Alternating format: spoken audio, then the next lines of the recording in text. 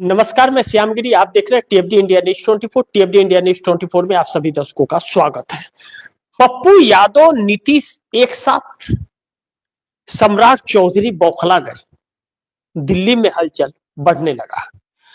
अब आप दर्शक एक बात ध्यान रख लीजिए कि मोदी सरकार की धड़कनें अब बढ़ती ही रहेंगी, क्योंकि अब सरकार के लिए कुछ शुभ संकेत तो आता हुआ नजर आ नहीं रहा है अभी आने वाले वक्त में।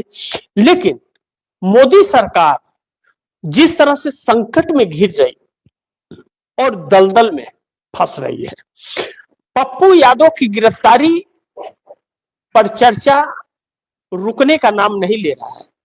और जिस तरह से गिरफ्तारी की गई, भारतीय जनता पार्टी ने बहुत बड़ी गलती बिहार के अंदर कर दी। खास करके अगर आप कहें तो सम्राट चौधरी ने गलती कर दी।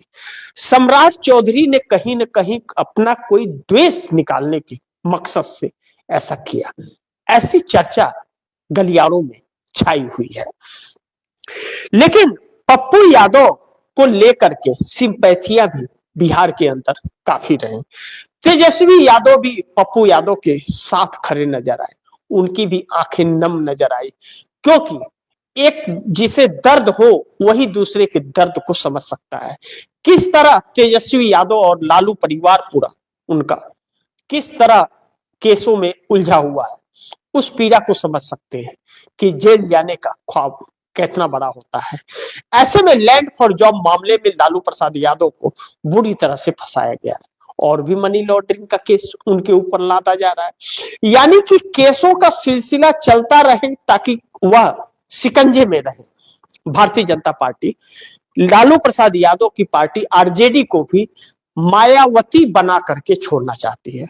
बहुत हद तक तो 2025 विधानसभा चुनाव में बना दिया है, चाहे जैसे भी वोट चोरी करके या जैसे भी जीती तो, और आरजेडी खत्म हो गई, 25 सीटों पर सिमट गई।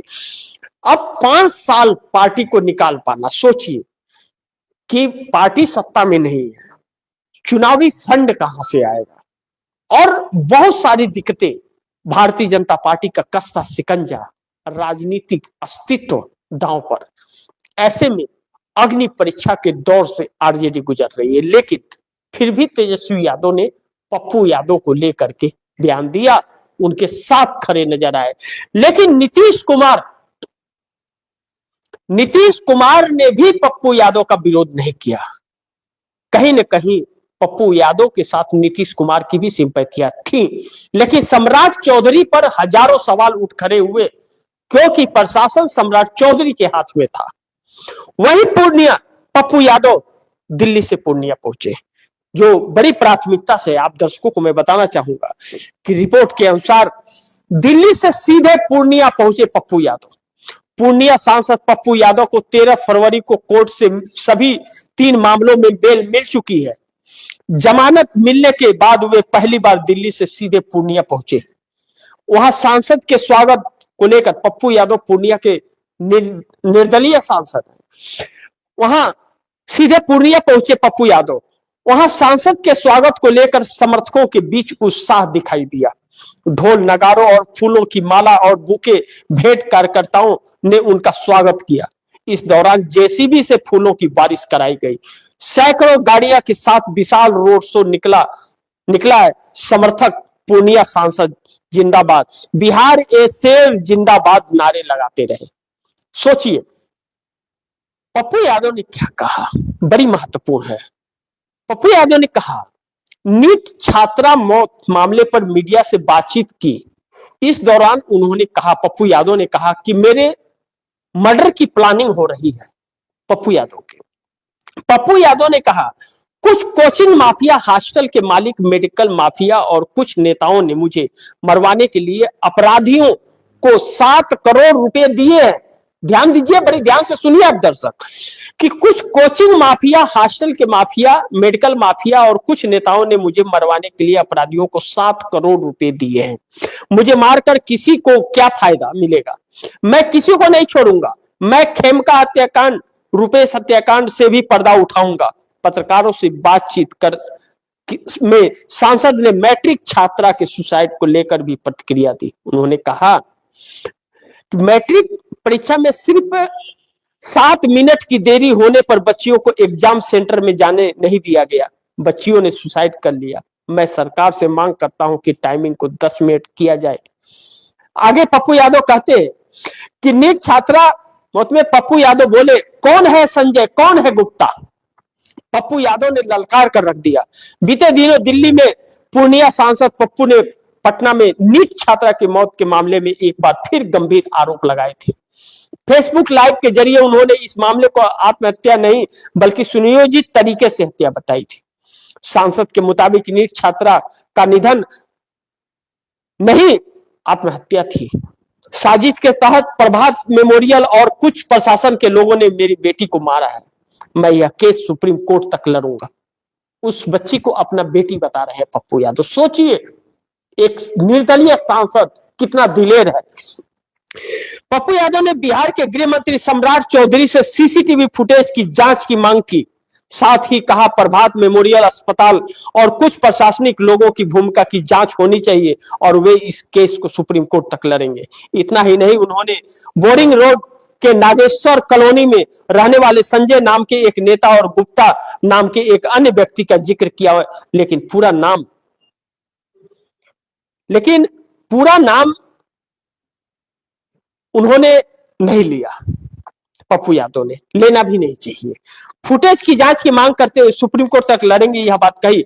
इतना ही नहीं, उन्होंने बोरिंग रोड के नागेश्वर कॉलोनी में रहने वाले संजय नाम के नेता और गुप्ता नाम के एक अन्य व्यक्ति का जिक्र किया, लेकिन पूरा नाम नहीं बताया। पप्पू यादव ने कहा, सम्राट चौधरी भाई को कौन भूमिहार का नेता बदनाम करना चाहता था?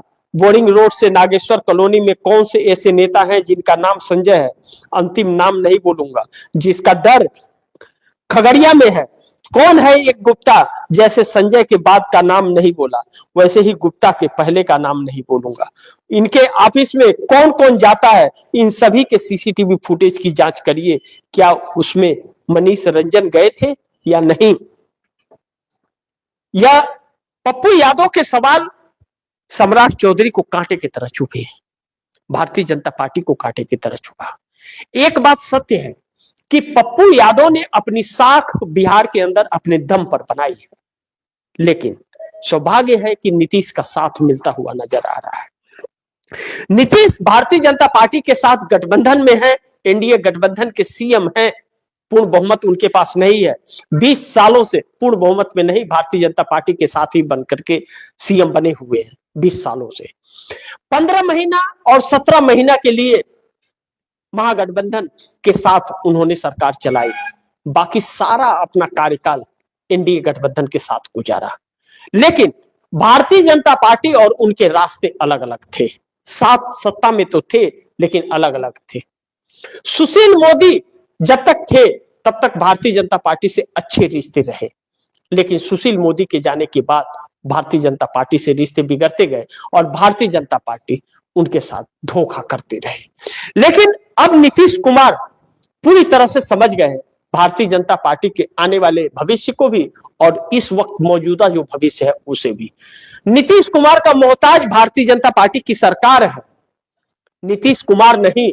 बिहार में अगर नीतीश कुमार का साथ भारतीय जनता पार्टी छोड़ती है तो नीतीश कुमार विपक्ष के साथ एक कंफर्टेबल सरकार 5 साल तक चला सकते हैं, लेकिन भारतीय जनता पार्टी के साथ रह करके मजबूत सरकार उनके लिए कंफर्टेबल नहीं होगा, क्योंकि भारतीय जनता पार्टी अपनी आदतों से बाज नहीं आएगी, जबकि विपक्ष उन्हें कोई भी परेशान नहीं होने देगा, क्योंकि विपक्ष की संख्या कम है। सत्ता मिलेगी इतना ही उसके लिए काफी होगा, लेकिन भारतीय जनता पार्टी का साथ बहुत जल्द नीतीश कुमार भी छोड़ने के लिए मजबूर हो जाएंगे, क्योंकि जिस तरह से भारतीय जनता पार्टी की पूरी सरकार केंद्र की फंसी हुई है और राहुल गांधी को इस देश का देशद्रोही बनाने में तुली हुई है, वह भारतीय जनता पार्टी के लिए आखिरी गलती होगी जिस दिन राहुल गांधी की गिरफ्तारी करेगी।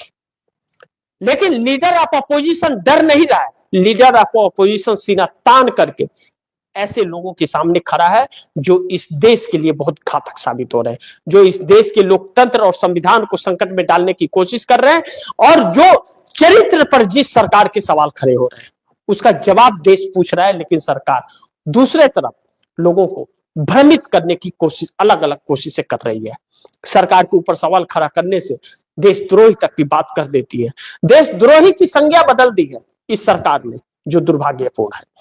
अब ऐसे में पप्पू यादव और नीतीश एक साथ, जैसा मैंने कहा, सम्राट चौधरी को खिला गए। क्यों?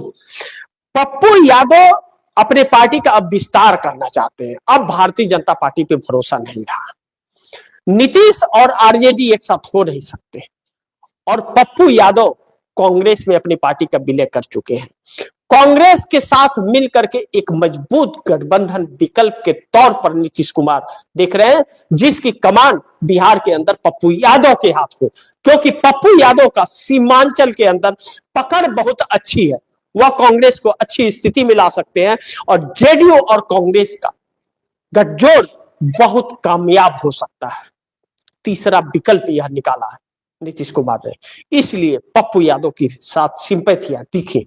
लेकिन नीतीश कुमार ऐसे छल कपट वाले कार्य आज तक तो नहीं किया उन्होंने। हाँ, यह है, सच है कि उनके वजह से भारतीय जनता पार्टी की सरकार है, लेकिन छल कपट वाली सरकार के साथ जिस तरह से नीतीश कुमार ने समय गुजार लिया 2 साल का, उनकी पार्टी कई बार साख पर, दांव पर लगी, लेकिन उसे बचाए रखने में कामयाबी हासिल कर ली। लेकिन अब भारतीय जनता पार्टी का पूरा चरित्र ही देश के सामने आकर के खड़ा हो गया है। ऐसे में दिल्ली के अंदर हलचल तेज हो गई है, और पप्पू यादव की पूर्णिया में जिस तरह से भव्य स्वागत हुआ, सम्राट चौधरी के पसीने छूट गए। पप्पू यादव ने बिहार में सम्राट चौधरी को रगड़ करके रख दिया। पप्पू यादव के कार्यकर्ताओं ने सम्राट चौधरी को रगड़ करके रख दिया। जो सवाल पप्पू यादव खड़ा किए हैं, क्या उस पर जांच कराएगी बिहार की पुलिस? सम्राट चौधरी के हाथ में है वह सारी पुलिस। सम्राट चौधरी बैकफुट पर है। पहली बार गृह मंत्री संभाल रहे सम्राट चौधरी न घर के न घाट के, कहीं के नहीं रहेंगे, सत्ता अगर हाथ से चली गई तो। ऐसे में भाजपा में एक हड़कंप सा मच गया है दिल्ली के अंदर भी, क्योंकि जो संकेत कई जगहों से मिल रहे हैं, आंध्र प्रदेश से चंद्रबाबू नायडू का भी, और आज तो महाराष्ट्र में कमाल हो गया। महाराष्ट्र में एकनाथ शिंदे की उद्धव ठाकरे, राज ठाकरे के साथ बैठक हो गई। शरद पवार बहुत बड़े प्लानिंग पर काम करते हुए नजर आ रहे हैं। सुनेत्रा पवार 26 तारीख को बैठक करने वाली है। मोदी सरकार में हड़कंप मचा हुआ है। देवेंद्र फडणवीस को महाराष्ट्र से दिल्ली बुलाया जा रहा है। ऐसे में आज पूरी रात मुंबई सोएगी नहीं, और ना तो दिल्ली को नींद आएगी। एक जगह से सरकार गिरने की शुरुआत अगर हो गई तो लंबी कतार लग जाएगी भारतीय जनता पार्टी की। यह भाजपा भी जानती है, और भाजपा के अंदर ही भगदड़ मच जाएगा। इस बात से भी इंकार नहीं किया जा सकता। देखते हैं कि परिस्थितियां क्या होती हैं। जो भी होगी खबरें आप दर्शकों तक लाता रहूंगा। आप दर्शकों की क्या राय है, क्या सुझाव है, कमेंट बॉक्स में जरूर दीजिएगा। गुजारिश करूंगा इस खबर को ज्यादा से ज्यादा शेयर करें, अपने दोस्तों को भी कहे कि आगे शेयर करें। और आपने अगर टीएफडी इंडिया न्यूज 24 को सब्सक्राइब नहीं किया, सब्सक्राइब कर लीजिए। अपने दोस्तों को भी कहिएगा टीएफडी इंडिया न्यूज 24 को सब्सक्राइब करें। मिलते हैं अगली खबर के साथ, तब तक के लिए नमस्कार।